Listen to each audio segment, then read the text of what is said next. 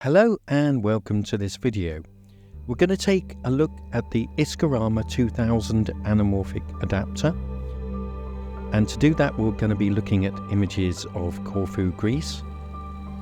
This is the Isco. It's a very small attachment which goes onto your taking lens, and as you can see there's no thread on either end of the barrel, and what that means is that you need to get yourself a sleeve, or it's actually known as a clamp, 52mm clamp, and then basically you need step up or step down rings to attach to your taking lens.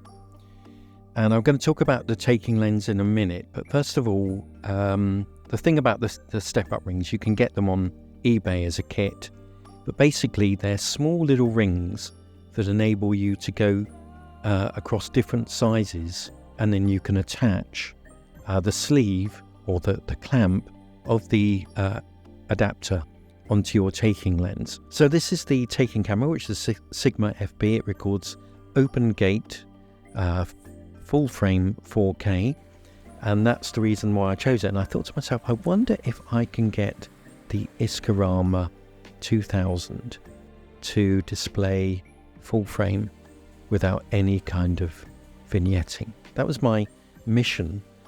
And the answer is kind of yes and no. Well, the answer really depends on your taking lens. There's two things about the taking lens that I think are really important. First of all is, what is the look of the taking lens? If it's quite organic, then you're going to get quite, I wouldn't say an organic look or kind of dreamy look, but the Isco is not blazingly, blindingly sharp. So if you're going to get a soft taking lens, like something like the Canon FD, it's not sort of renowned for its sharpness, then it's going to translate into that more dreamy kind of look, which is kind of filmic sometimes. So I'm going to show you some other quick results from other lenses. And I thought, I'll stick it on one of those Sigma art lenses because they're really sharp. And this is the Sigma 35mm lens.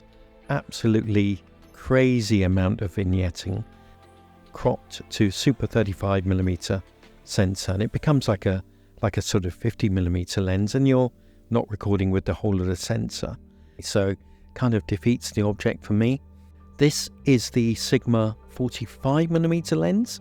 Now I don't think it's got an art designation, actually it's only f2.8, and it's got a very small projection circle for the image, and as you can see, no vignetting. So hindsight, all this research that you do, you get to know these lenses. That would have probably been the lens that I would have taken on my trip, but I didn't know that at the time. And one more lens to look at is the Fuji 67mm on a GFX 100S. Now the GFX doesn't record open gate, it doesn't record full frame. It only records 16:9, so that instantly gets rid of the vignetting on the 67mm. And also, the one nice thing about the Fuji is it's got stabilization, so that gets rid of any of the camera shake. I didn't have a tripod with me on any of this footage, just getting my excuses in early. And it's kudos to DaVinci Resolve for ironing out the lumps and bumps in some of this footage, so that's good to see.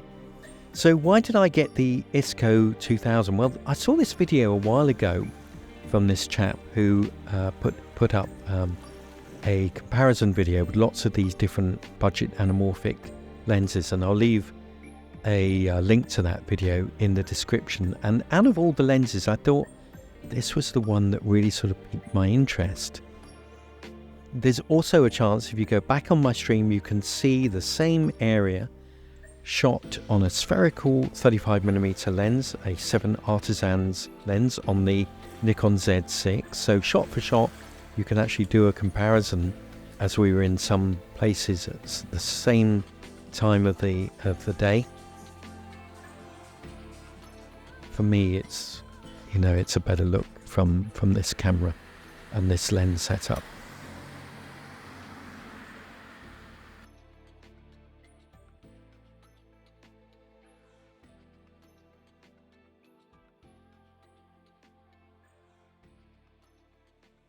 So we're in Corfu, Greece, staying at a place called Babati.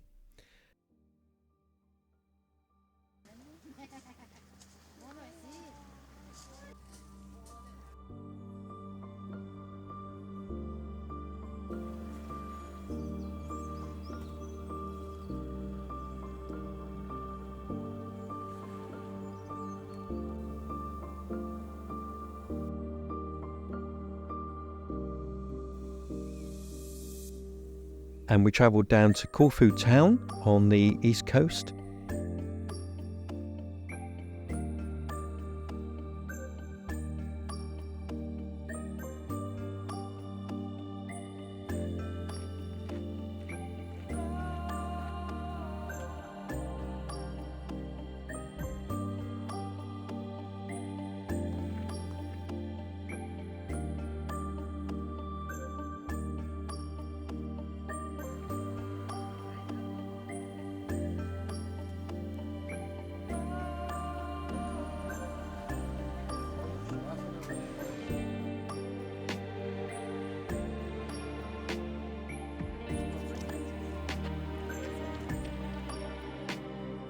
And then back up along the coast to a sort of town stroke village called Cassiope, which has got a beautiful harbour.